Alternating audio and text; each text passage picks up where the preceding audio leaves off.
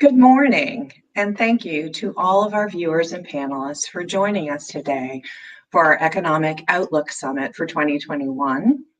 Our discussion today is going to focus on the New Orleans economy and what this year may hold for businesses and workers in our key industries. We are coming off of an unprecedented year, and 2021 has already been full of changes and challenges. We inaugurated a new president yesterday. He has signed a raft of executive orders that will change policy from immigration to climate change. And we are in the middle of our third spike in coronavirus cases in the New Orleans area, as well as the early stages of the vaccine rollout. I am Martha Carr. I am the managing editor here at the Times-Picayune and the New Orleans Advocate, and I will be moderating today's panel discussion along with Jerry DiColo, our Metro editor. But before we get started, I want to give a big thank you to our sponsors, Tulane University, LCMC Health, and Entergy New Orleans. Thank you so much for supporting local journalism and conversations like the one we are going to have today. So after a quick message from one of our sponsors, we'll get started with our program. What does it mean to be wealthy? At LCMC Health, we measure wealth not with commas, but with compassion, because it's the little extras that truly enrich the lives of our patients. Again, let me introduce to you Jerry DiColo, our Metro editor here at the Times-Picayune and the New Orleans Advocate, who will give you a brief overview of what we're facing in our area and introduce you to our panelists. Thanks, Martha. So 2020 has been a challenging year, historically challenging for workers and businesses. And while these challenges are persisting in 2021, as we start this year, there is at least hope for a recovery. So as we open this economic panel, I'd like to set the stage by providing a little bit of, or a few data points on where the economy is, both locally and regionally, and then I'll introduce our panelists to you.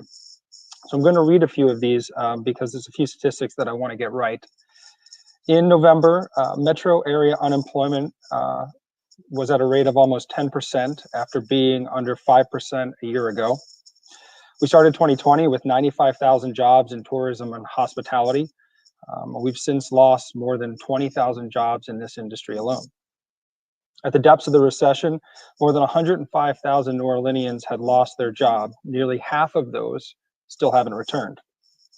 Our hotels, restaurants, and convention center are trying to bring back tourists and locals, but that is, many still stand empty or nearly so.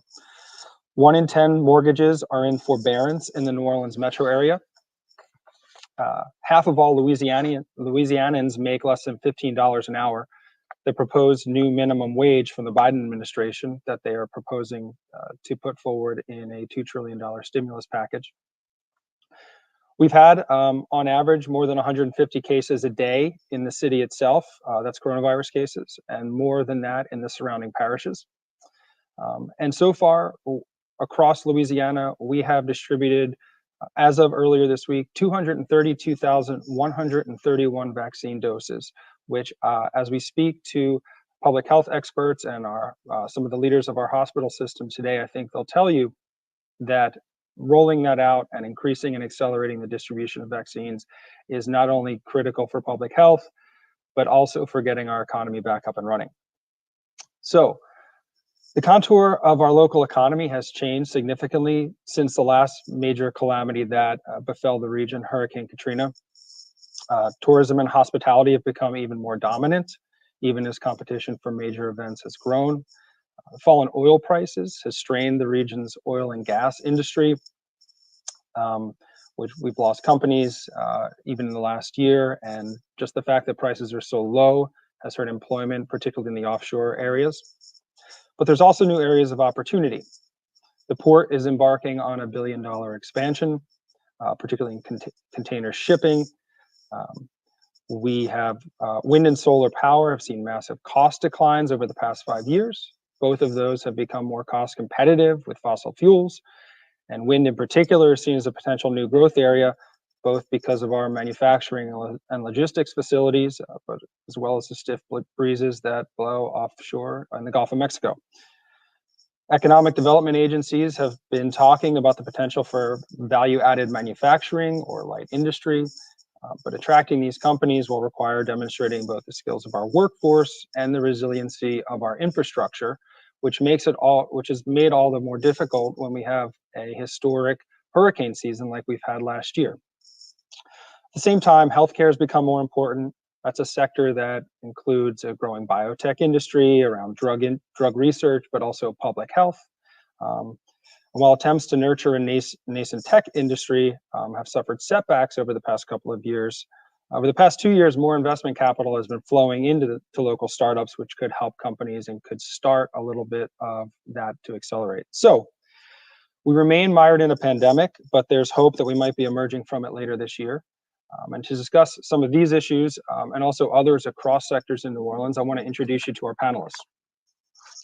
So I'll provide names and titles first, and then I'll give each of them a couple of minutes to introduce themselves and talk a little bit about their industries.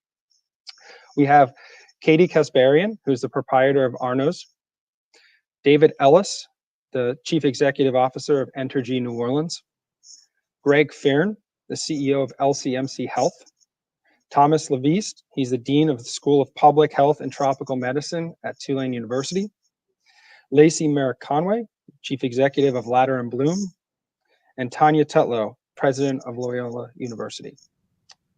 Thank you all for being with us today. What we'll do is just go down this list, and I'll call on you all and have you speak briefly about what you've been seeing over the past few months, and then also potentially what things look like into next year. Katie, if you'd start us off, please. Sure. Good morning. We're ripping the Band-Aid off early here, starting with the restaurant industry. Thank you all, Martha and Jerry, for including me on the panel this morning. As you mentioned, obviously, and what's widely known, 2020 was a year that most of us work in the hospitality industry would like to forget very quickly. It wasn't a pretty picture, and I wish I felt better about the first half of 2021. We are very much still in the midst of a pandemic, and that is and will be the biggest challenge I think that our industry faces this year. You mentioned some statistics that we're facing. National statistics showed a double-digit recession for restaurants at the end of last year. Sales were down more than 22%, and 2.5 million jobs have been lost in the eating and drinking establishments alone. 17% of our country's restaurants have either permanently closed or have closed long-term, most of which were longtime fixtures in their communities. And we're seeing similar statistics in Louisiana. According to the Restaurant Association, some operators were seeing their revenues down 70% in the fall and expect that trend to continue in the first quarter of this year. It's really troubling data for our industry. My family owns and operates some restaurants and a bar down the French Quarter. We once employed 220 individuals and operated 7 days a week. When we reopened in October, we were only able to open part of our business, and now we're operating 4 days a week with less than half of that number of employees. Our business model has been structured on a mixture of approximately 40% private dining and event business and 60% a la carte business. That total was a mix, of course, of local and visitor consumers. During COVID, we had to shift our business model to focus solely on the social market in private dining and events and only the local market for a la carte business. Because of fluctuating COVID restrictions in Orleans Parish, our private dining business was virtually eliminated, with much loss to surrounding parishes with less restrictive rules. Our a la carte business is also stifled by Orleans Parish occupancy restrictions, currently limited to 25% capacity.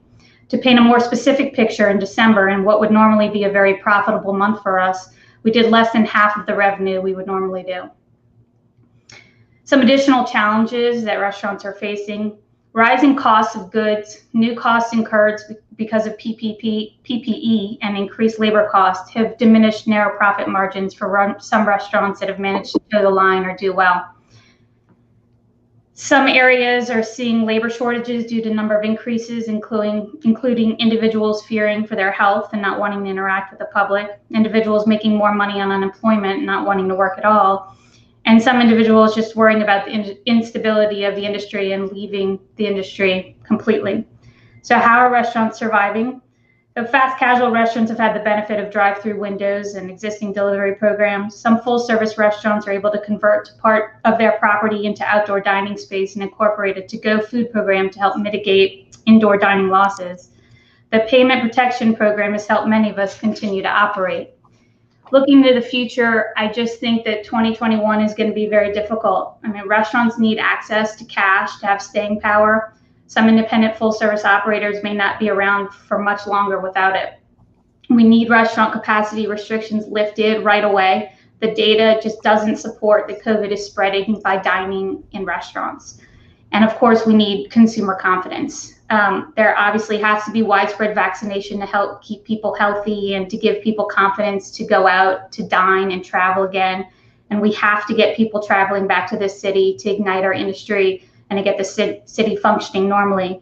And while PPP has been instrumental in keeping us afloat, it solely can't make up for a year plus worth of losses. And in many cases, it's saddling restaurant owners with even more debt if the entire amount isn't forgiven.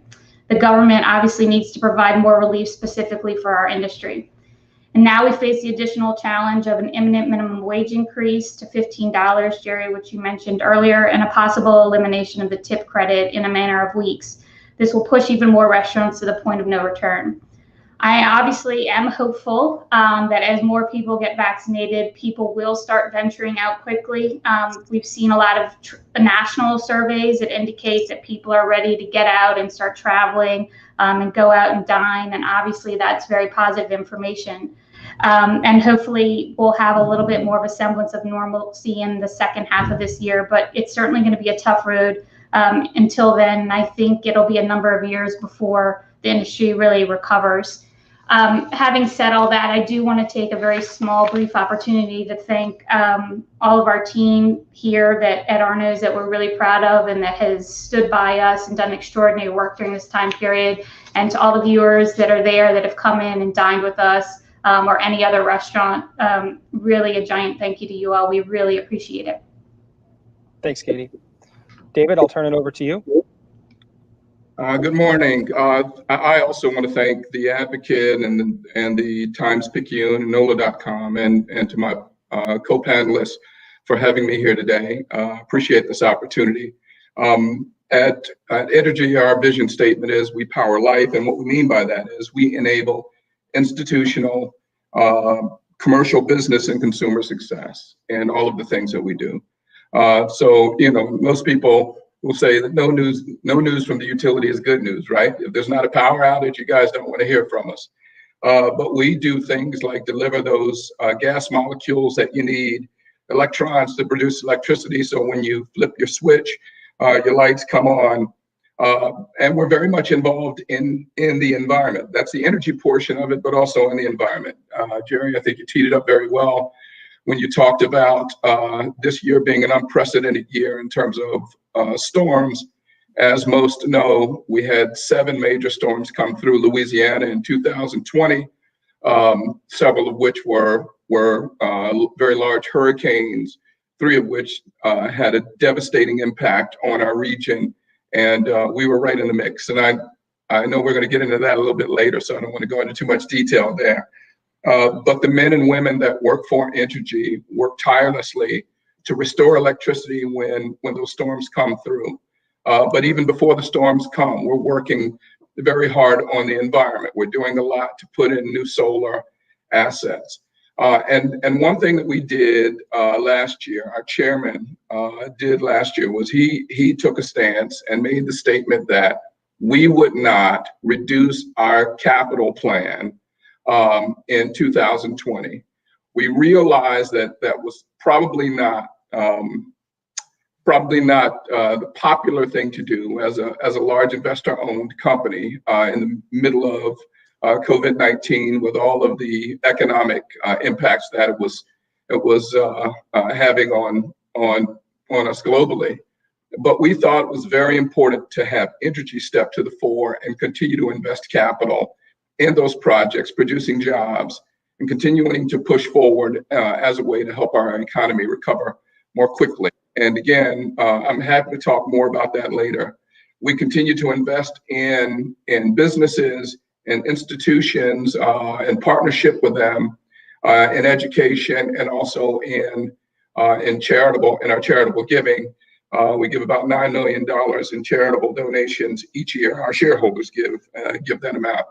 Our employees donate about 50,000 volunteerism hours each year, and none of that is stopped. We've had to be a little more careful and a bit more innovative and creative in the way that we've been able to volunteer in the midst of this COVID environment, but we continue to volunteer and partner with volunteerism organizations nonetheless. So again, happy to be on the panel and glad to have this exchange. Thanks, David. Greg, I'll turn it over to you. All right, thanks, Jerry, and thanks to the advocate, NOLA.com, Times-Picayune. Happy to be here this morning with the greater New Orleans area and our great panelists. So I'm CEO of LCMC Health. We operate Children's Hospital, University Medical Center, East and West Jeff, Turo in New Orleans East, about 45% of the healthcare that's delivered in the greater New Orleans area. To say that the healthcare industry is perhaps one of the most greatly affected by the pandemic is not a stretch, but in a way we were impacted differently. So you can think of it as we continue to carry out our mission of caring for the community in a difficult environment. But that's allowed us to keep our physicians employed, our frontline staff, and all of our team members, which there are many industries that can't say that. So in some ways, we're fortunate.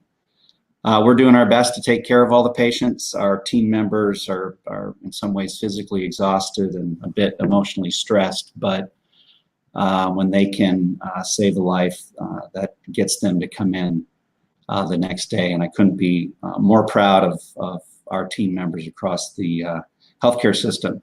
You know, throughout the pandemic, we've been able to maintain our PPE. We've done things like grow virtual care from what was probably pre-pandemic to 2,000 visits a year to over 100,000 visits. We've stood up RN hotlines to answer questions about the pandemic and now vaccines for the pandemic. We're over, for the year now, over 50,000 calls taken. So we're doing our part to try to get our community through this pandemic. I would say our staffing levels remain strong but challenging. There was a nursing shortage before the pandemic, and you can imagine how that's been exacerbated by this situation across the entire country. So that is causing wage inflation, our need to get agency help, etc. But as we look at what had been planned for 2020 and 2021 in terms of investments in the community, we were part of the way through over $500 million in construction projects, whether that was at Children's Hospital, UMC, West Jeff, now $100 million capital commitment to East Jeff. Those are dollars that are going back in the community. And fortunately, we've been able to keep those on track and move those forward. More recently, we are making our way through our third surge, the post-holiday surge. We are grateful that we're seeing those numbers start to come down. Probably today or yesterday was our 30-day low in terms of hospitalization. So I think that's great for the greater New Orleans area. The impact of the pandemic has been a bit regional. We had a massive surge back in March and April, as we all know. Haven't reached those levels again, but did have a post-holiday surge that I think we're coming through, and we hope to see that continue to decline. And now we're moving on to vaccinations. The state is rolling that out, and we're working hand in hand with the state. I will tell our viewers that they should be proud of the way that Louisiana is handling vaccination deployment. We're pretty well organized, and that just comes from speaking anecdotally to other CEOs in other states, part of other healthcare systems. I think that Louisiana and the state is well, it might not seem so, but is managing it pretty effectively. And we look forward to helping carry that out. Happy to talk more about vaccine deployment later on in the call, but just happy to be here this morning. Thanks, Greg. Thomas?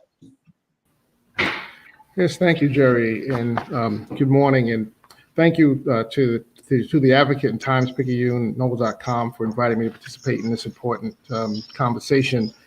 I'm not speaking today. My official capacity is co-chair of the Governor's Task Force on COVID-19 and Health Equity, but some of my remarks, I think, will reflect the views of that task force. Nationally, we've seen the highest surge in new cases since the beginning of the pandemic over the last few weeks. However, in the last week, we've begun to see a decline in new cases.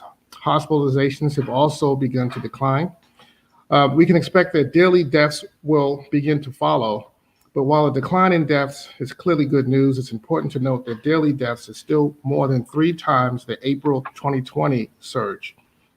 Louisiana has followed a similar pattern, but the post-holiday surge here has not been as severe as the national post-holiday surge. The post-holiday surge in new cases in Louisiana is only about double the April 2020 peak. Deaths lag the new cases, so I expect that deaths will begin to decline over the coming weeks here locally. The vaccination rollout has had some problems. Production of the vaccine has not kept pace with goals set by the federal government. This has made it difficult for the states to plan. We expect a ramp up in vaccine production with the new administration, which is promising to use the Defense Production Act. We're hoping to have about a 10% increase in production of the vaccine by mid-February. We're looking forward also to the Johnson & Johnson vaccine, which is the 1-dose vaccine. This will be very helpful with planning around logistics, particularly in rural areas and other areas with other states that don't have a strong healthcare infrastructure. We're expecting the Johnson & Johnson vaccine that there'll be an application for emergency use authorization by late February or early March. The federal government has not played the traditional role of providing strategy and coordination among the states. The federal government has done an incredible job in coordination with Operation Warp Speed, which focused on vaccine development. However, the federal government, federal partners did not develop a plan for the last mile. That is a plan for how to get the vaccines actually into arms. Instead, that was left to the states, and with limited resources and limited capacity around logistics, it's been difficult. The new administration is promising more federal government involvement in strategy and in planning, and this should ramp up the pace of vaccinations as well. So with more federal involvement, we can begin to see significant declines in new cases and deaths in the coming months. Thank you, and I look forward to the conversation. Thank you, Thomas. Lacey? Hi there. Pleasure to be here, and thanks for letting me participate. Certainly, residential real estate has been one of the bright spots throughout the pandemic. Sales and units sold across the country, I think 2020 has been a record year. Since COVID hit in March, I think what everybody is experiencing is America is just rethinking the home. It's now where you work, play, live, all of those things adding to this push to look at where you want to be. If all you need is Wi-Fi and you don't have to be close to school or work, people are really pushing out, wanting a bigger yard, wanting different amenities, and just totally rethinking what the home is. I can, what I'd like to do is share my screen and just show a few quick slides. And here's a quick look, really just at the greater New Orleans market, what has happened in the last really year, 2020 for us. Closed sales are up 9%. Average sales price is up over 9%. And one of the issues we're facing, current inventory down 40%, which is pretty major. The thing I want to point out as well is this really isn't just a theme in greater New Orleans. When you look at Baton Rouge, Lafayette, Lake Charles, all of our major markets, it's a similar theme. Closed sales are up, average sales price is up, and inventory levels are down well into the 40s. 36 in Bayou, over 40 in South Mississippi. The one stick out is Lake Charles, and we'll give them a pass because they were hit twice by the hurricane. So their closed units was a little bit down, but we can understand that. One of the major factors in this is the mortgage rates. As everybody knows, we've hit all-time lows a few times in 2020. And as we look forward into 21, interest rates will rise slightly, but one foot in front of the other. It shouldn't be anything too dramatic. And let me go back now. I think that's all I wanted to share on my screen. I don't see you too much anymore, but let's see. Here we go. Now we're back. All right. I think, obviously, with respect to residential real estate, we certainly have some challenges going forward. I think even looking back at some of those slides, it feels like we're kind of in Q5 of 2020 versus really Q1 of 21. But as far as this looming eviction crisis and our delinquency on mortgage payments, these are major topics that we're going to have to face this year towards the end of the year. I know the ban has been extended through September, but we certainly will have our set of challenges. Thanks, Lacey. Tanya? Thank you all. I'm happy to be here. I want to talk about higher education. COVID's been an enormous logistical challenge for us. Universities are like small cities, so we're writing the playbook as we go. We've all taken a financial kick in the shins, but we're all getting through it, is the good news. We also want to be part of the solution as the city goes through this economic disruption to find the future of how we stop being so dependent on a few industries and find new paths forward. So we forget sometimes that higher education is big business unto itself.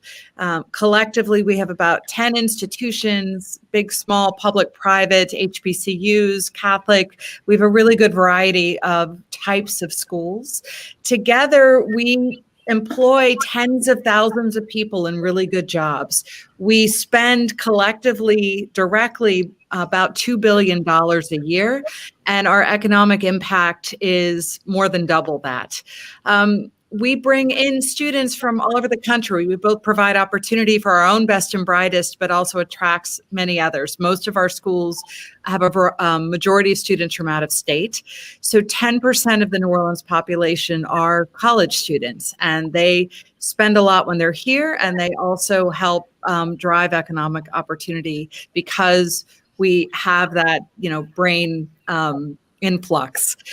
So higher ed is big business unto itself, but it's also critical economic infrastructure to attract new industry. Any of you who've been part of those conversations know that companies coming in grill us about how much educational opportunity is available, about whether we can provide the kinds of training and credentials necessary for them to hire people. And so at this moment, the innovation, the research function, the ways we provide those employment opportunities will be all the more critical. And so I think all of us are really thinking through with city leaders, how do we help the economy pivot? So at Loyola, for example, we've thought about some of those healthcare needs. As Greg talked about, the incredible need for more nurses, and we've greatly expanded our nursing education. We're thinking about the tech sector and how to have more training in computer science and cybersecurity, or in things like in music. New Orleans is so good at creating culture, world-class culture, but we've tended to give it away to other cities in terms of the business opportunities. So Loyola has a top 20 national music industry program where we're helping students not just become musicians, but learn sound engineering and intellectual property law and accounting and how to be part of the industry. So as Geno Inc. goes through the process of trying to attract record labels to relocate here to make us be more like Nashville and Austin, that we have that educational infrastructure to make it happen. So we continue to get through COVID. We're so proud, all of us, of our students. It is not easy to get young people to believe that they are vulnerable to delay gratification, but I think you've seen New Orleans young people have made it work in a way that a lot of other college towns have struggled, and that we can get through this and be part of the planning for the future. Thanks, Tanya. Okay, so I failed to mention a sponsor, so let me thank Hancock for also sponsoring again. I apologize. And now we'll start with some questions. Katie, I'd like to start with you because obviously the bulk of the job losses in our area have really been around tourism-related businesses, so, of challenges facing the restaurant industry, which that we've debated for years about the city's increasing reliance on tourism and whether that was a good thing or a bad thing. The bottom line is it is right now, and we are reliant, and we have been reliant on tourism. So coronavirus has really hit that sector of the economy very hard and the city.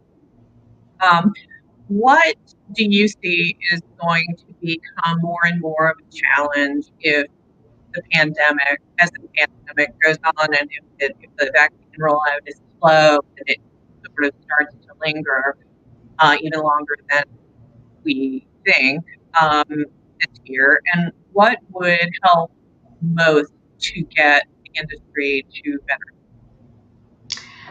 I'm sorry, I didn't hear the last part of your question. You're kind of breaking up a little bit.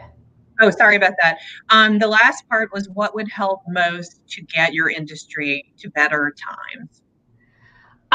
Well, obviously, you touched on vaccination. I mean, we need our team members vaccinated so they feel safe, obviously, going to work and interacting with the public. But if that's a slow rollout, as you mentioned, could be, we need restrictions lifted. As I mentioned sort of in the update earlier, I mean, if we continue to operate at 25% capacity, that just mitigates our ability to provide jobs, to bring more people back. And so we need to use the data to set restrictions or protocols in the city that make sense.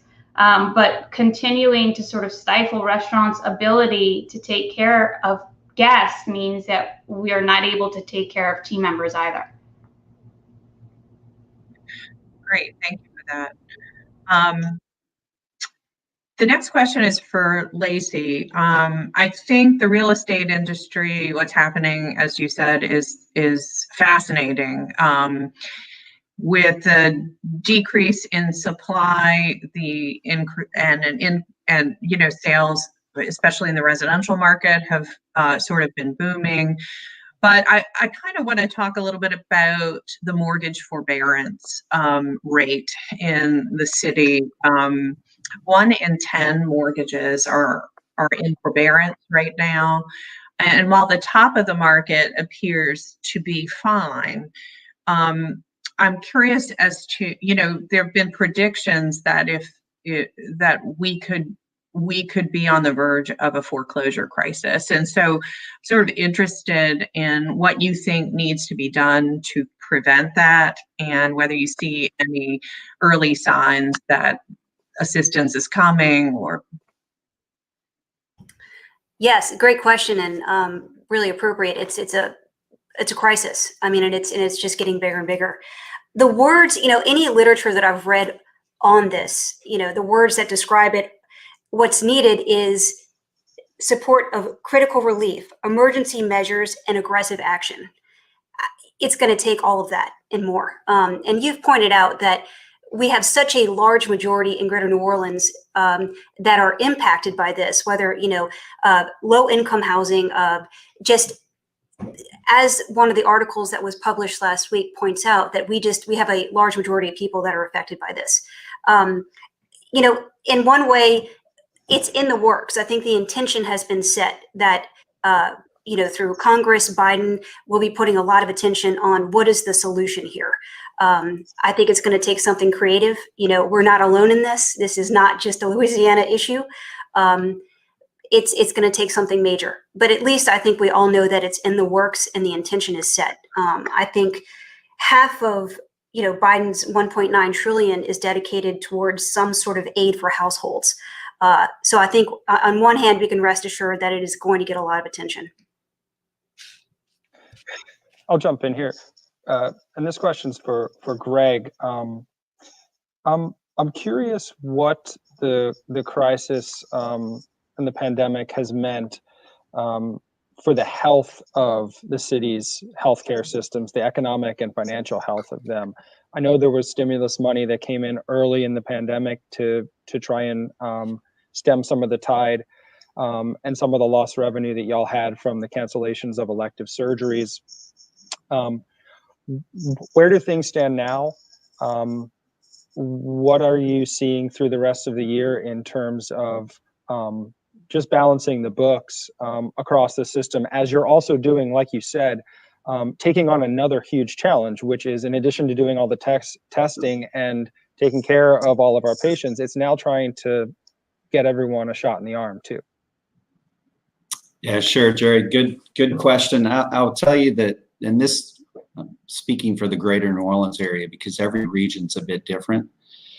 Back when New Orleans had its very large surge, late March, early April, where we had shut down elective procedures, so that creates a lot of lost revenue. But we had a significant surge in COVID-19 patients, and the bulk of those patients came with payments, whether from commercial payers, Medicare, Medicaid, and to some extent on the Medicare side, they came with a premium payment. So unlike other healthcare systems in other areas that shut down electives and didn't really have a surge to offset that revenue loss, they're in a different situation than I think a lot of hospitals in New Orleans. Through stimulus packages, in some ways we were recognized in the fact that we have safety net facilities, have a fair amount of indigent care, et cetera. And a lot of that was recognized through various tranches of stimulus payments. So from a financial standpoint, I think that the healthcare systems and hospitals in New Orleans have actually fared pretty well. Now, we can't continue to have surges and be forced to look at eliminating electives. That will continue to put more pressure on us. But I do get the sense that we're coming out of that. This most recent holiday surge, well, we had to scale back electives. It was nothing like March and April. So at LCMC Health, we feel pretty good about where we are financially. I've got to believe Ochsner does as well. And a lot of that is just how our surge happened in stimulus dollars and where our revenue losses really existed. And so you can't say that about other areas of the state necessarily, or other parts of the country that had their revenue losses were more significant when electives were shut down without a surge in COVID-19 patients. I see. Dean Leviste, I want to ask you something that's related to that. One of the things that has been so critical is the public health workforce, whether that's doctors, nurses, custodians, people that work in different hospital systems, but also on the research side, and people that work in local, state, and federal public health positions. I'm curious, are you seeing any more indications, or at least any indications that more people are being drawn into the public health field or into the educational system, are pursuing or thinking about pursuing more careers in public health based on the pandemic? We, because of our hospital systems, but because of Tulane and the School of Public Health, I mean, it feels like we have a real sector here that, to Tanya's point, can draw in and be a bit of a brain draw. And I'm curious if you're starting to see that yet, just the interest among students, among staff, among research dollars. Right. Well, there certainly has been a surge in interest. We've seen our revenues from research rise dramatically across both the School of Public Health and the School of Medicine at Tulane. We've also seen significant increases in the number of applications that we've received for our training programs, particularly our online training programs. It's more than double the number of applications that we received last year for the spring semester. Although we are in person as well, our classes are in person, we've found that we have not seen the same surge in the residential programs. There we're up, but only slightly. So I think this is a national trend. Many of my peers around the country have seen similar patterns at their schools of public health, and in particular, the schools that you've seen in the media. We had a meeting about a couple of weeks ago, where several of the deans, we were talking about what was happening with admissions in our programs, and I'd say about half of the deans reported that they had seen surges in their applications. About half did not. And just kind of eyeballing it, it appears that it was the schools that have been getting media attention seem to be attracting a lot of applicants.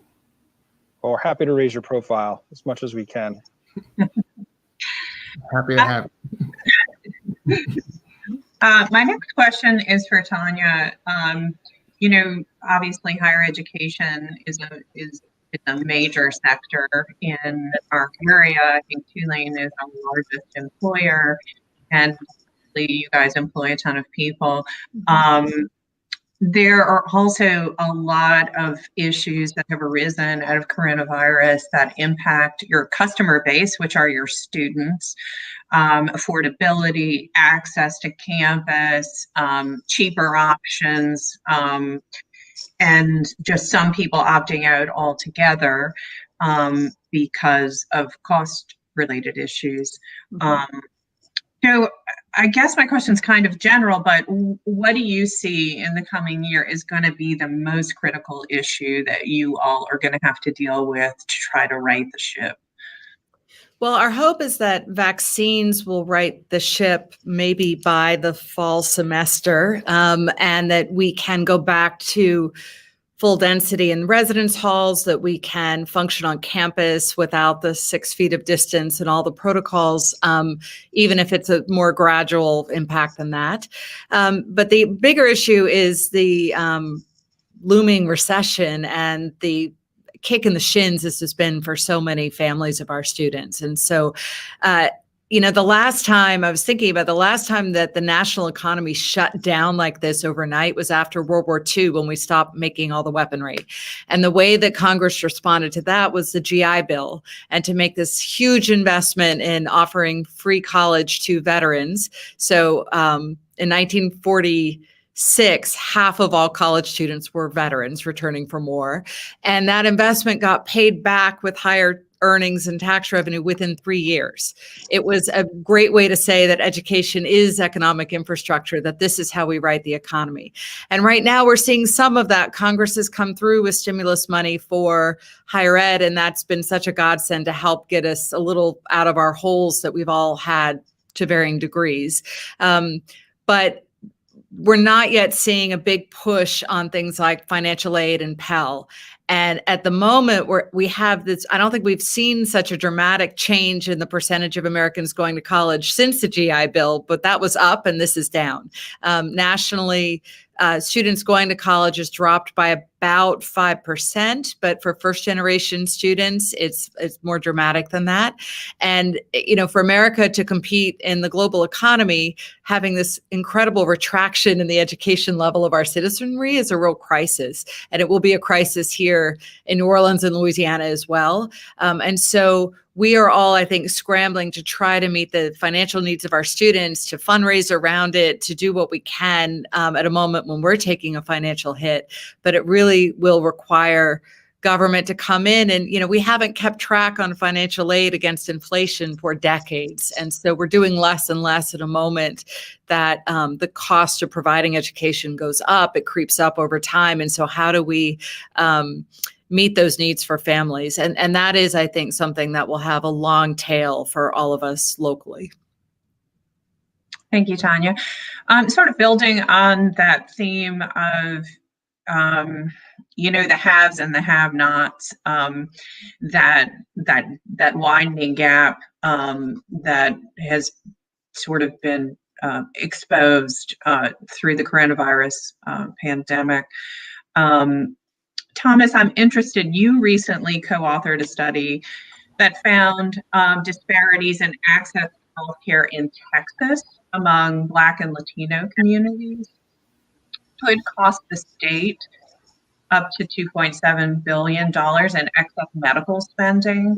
And you've also sort of been on the front lines of sort of the inequality issues around, who's being affected by the pandemic, the vaccine rollout. I'm just sort of interested in your thoughts about why this issue is a critical economic issue, not just an ethical issue, but an economic issue for. Sure. Yeah, I really appreciate the question. You're exactly right that this issue of health inequalities is much more than just a social justice issue. There is a strong economic aspect to this, that it costs the economy money to have people be sicker than they ought to be. And also, after we invest in people, people die prematurely, which means that they don't live long enough to have enough economic output to return the investment back to the society. These are two ways in which the economic impact of health inequalities is in effect. But there are other issues that will impact us getting our economy back on track as well that relate to health equity. One of the big challenges that we have is getting people to accept the vaccine. We see dramatic disparities by race and ethnicity and who is reporting in polls that they will be willing to take the vaccine. And so far, the early data shows that African Americans are substantially less likely to accept the vaccine. If we're going to get to the point where we are at herd immunity, that's going to require that we have rates of vaccination be upwards of 70% in all populations, including African Americans, and dealing with the distrust and also difficulties with getting the vaccine into hard to reach communities is going to play a big role in us getting back where we need to get back to, getting the economy back on track. So there are social justice reasons why we should deal with racial disparities in health, but there's a big economic impact. The U.S. economy, in a study that we did a few years ago, found that it cost the U.S. economy $2.3 trillion in lost economic opportunity just by having people be sicker than they should be, people less productive at work than they ought to be otherwise, and also premature deaths. Thanks, Thomas. I'll ask Greg to follow up on that, particularly the vaccine distribution side of that. So the Biden administration has proposed 100 million vaccines in 100 days. People are already saying that we probably need to do even more than that, that maybe that's a low estimate that the administration can meet, but we really need to be at 150 million or 200 million in 100 days. I'm curious what our local healthcare system is doing to try and ramp up and accelerate the vaccine distribution, but also to Dean LaVista's point, to make sure that we're getting into all the communities that we can. Is this something that, is there more federal help that's needed? Are there programs that y'all are doing or that healthcare systems in general are starting to do? How do we meet that challenge? Sure. So let me take the latter part of the question first. We are partnering with the state to be ready to roll out strike teams that can go into the more underserved, underprivileged areas. Also, we're in the middle of working on plans for max vaccination sites that could be accessible to all individuals. To the extent that those aren't there, we do have our sites across our healthcare system. Our friends at Auctioner they're working on the same thing. So I think we've got plans in place to make sure we get vaccines out when they're available. In terms of the take rate, we are doing a number of things with our physicians and our staff, and we'll probably look to do so with public officials and leaders in our community to say this is safe. We've hosted a number of town halls that have been pretty effective with our staff members and team members. We're going to need to do that for the community. In terms of just vaccine supplies, it clearly has to go up. You can just kind of simply run the numbers, and that to get herd immunity, I think we've got to get out we've got to touch about 2.8 million people. That's about 70% of the population, less an estimate of folks who have already had COVID-19. If you kind of run the numbers on that, and assuming that we don't get a J&J vaccine where it's only one dose, and so you're dealing with 2 vaccinations, to get to herd immunity by July, end of August, we'd have to start doing about 185,000 a week to get there. And so the numbers become pretty staggering, but it's going to take a lot of teamwork with state and local officials. I think a lot of the plans are there and they're being worked through. We just need the supply to come, and I think that Louisiana is well positioned with its healthcare providers and partnering with state and local officials. Thanks, Greg. I want to shift the focus a little bit and talk a little bit about something that's not really on this panel that 5 years ago or 10 years ago or 15 years ago probably would have been half of this panel, which is the energy industry and the oil and gas industry. One thing that we've seen over, or at least just in the last few months, and I'll maybe throw this to David, since he's probably the closest and most connected as someone in the utility industry. We've seen the shuttering of an oil refinery in the area, and the other major energy news is Entergy building a few hundred megawatts of solar plants.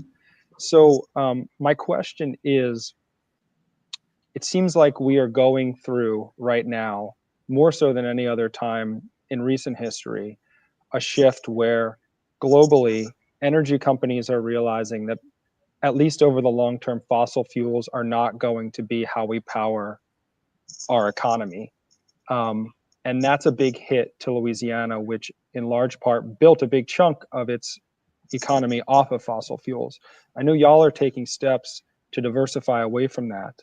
And I know that Entergy, I think, has put out a plan to try and get to, net zero carbon emission by 2050. Is that right? That's correct. Corporately, that's a corporate position. Right. Biden administration, I think, has proposed 2035, which is a big jump and would force major changes. This is a long preamble to a question, which is, when you look at the Louisiana economy as one of the biggest energy producers and suppliers of power, not necessarily energy producers, how do you see that shift taking place over the next several years as we start to see, again, that continued decline in fossil fuels and what seems like a continued pickup in renewables? Thanks, Jerry. That's a great question. You left out one other data point here very locally. Our regulators have implemented an RCP, a renewable and clean portfolio standard that has very different metrics. So milestone dates. By 2040, we have to be at a carbon neutral position, Entergy New Orleans, and by 2050 we have to be carbon free. And so the technologies don't exist yet to meet all of those aspirational goals. But we're working very rapidly toward those goals. So, very specifically, as you well stated, we're putting a lot of solar in place. Entergy New Orleans just recently placed into operation the New Orleans Solar Station, which is on the NASA Michoud campus. That's a 20 megawatt plant with that will be generating electricity for some time to come. And that is a transition that a number of energy companies are going through, moving, I wouldn't characterize it as moving away from fossil fuel as much as I would say better balancing their generation portfolio. Because, as you said, while the renewable assets in terms of price have converged with other assets, gas still remains a very affordable and viable generation option. Now, our portfolio is a very mixed bag. It consists of nuclear, which is also a non-carbon emitting resource and the only base load resource. So, we get into this technical jargon very quickly. By base load resource, I mean it can run 24 hours a day, 7 days a week. We don't have any other non-carbon emitting resources that are capable of doing that yet. And again, this gives us a big opportunity to innovate, to continue to invest in technologies. The Department of Energy over the last few years has been investing in things like carbon sequestration, carbon capture and sequestration, which is capturing the carbon and doing other things with it as a way of mitigating the carbon emissions and other greenhouse gases. And it will take innovative thinking like that and storage, et cetera, to continue to have a significant impact on the environment. In terms of its impact on the fossil fuel industry, the energy industry in Louisiana, we're going through a shift. It's a change. And I'm not a great prognosticator, again, because this will depend largely on technology and what evolves over time. But I would say the shift is, this is not going to, things will continue to trend this way. Renewable resource costs are going down, and we're going to have to call upon our innovative spirit to find ways to reduce the greenhouse gases emitted by fossil fuel generation. And if we can come up with those technologies, Louisiana will be as strong as it ever has been in energy production. Doesn't have to go away, just needs to be mitigated in some way. Thanks, David. Okay, our last question for the panel today is going to Lacey, and it's about commercial real estate. Obviously, so many workers are working out of their homes, and lots of office spaces, just like the newsroom here at the Times-Picayune, is empty and has been for almost a year. What do you project is going to happen with commercial real estate? Do you think office space, like more companies will move to allowing portions of their workforce to work from home, and we'll see sort of a depression in that area? What do you think? I think at this moment, so many companies are still unsure. Leases are long-term, sometimes it's hard to get out of them. Office space, it certainly is going to be a slow recovery of sorts. It's kind of a soft market. It's an interesting topic when you think about office space, because just like you said, so many offices are a bit vacant, and then when you ask people to come back, do you need more space because they need to be more distanced?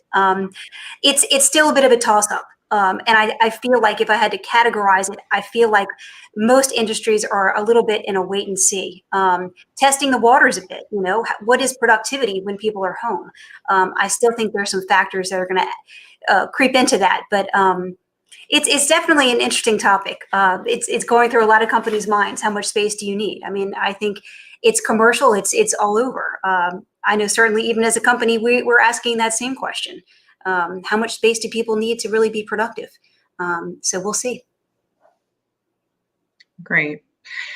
Well, thank you guys so much for joining us today. And thank you to our sponsors, Hancock Whitney, Tulane Entergy, and LCMC Health. I'll make a quick plug. If you are not a current subscriber to the Times-Picayune and NOLA.com online or in print, please visit our site. We would love to have you. And we look forward to having many more conversations like this for the public's edification. So thank you guys very much for joining us today.